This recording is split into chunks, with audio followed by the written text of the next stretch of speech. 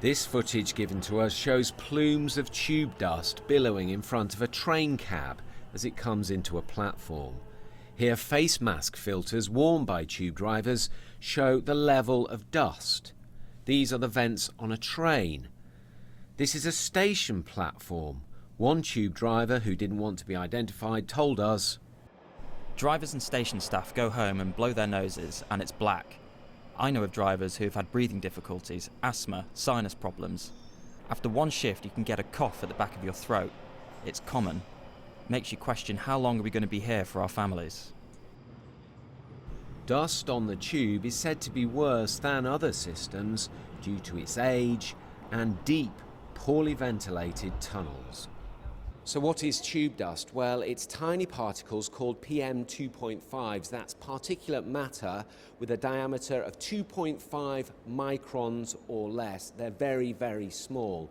Down here it consists mainly of iron oxide from the train brakes and the rails, but it also shows traces of quartz, chromium and copper.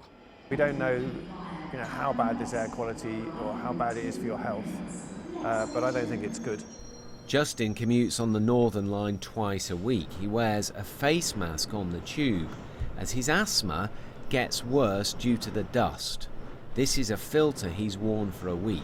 He's worried even though the mask seems to cut out a lot of the dust. I suffer with asthma. It comes on when there's been dust in the air within London, and I feel it tightening of my chest here when the air is particularly bad. I can see it, you can see it in the platform, and I can feel it. So this certainly helps me. It's clearly bad, we just don't know yet how bad it is.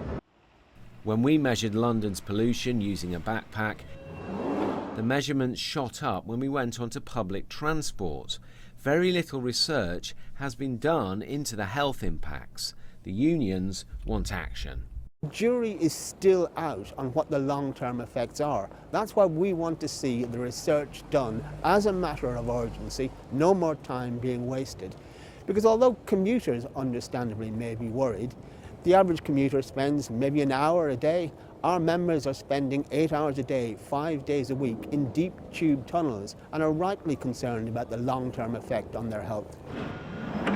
TfL says the dust is within safety guidelines and it is carrying out more research. It's important to understand the dust and the particles are not the same as the kind of pollution that we see on the roadside, and that's why we say they're within the health and safety executive limits.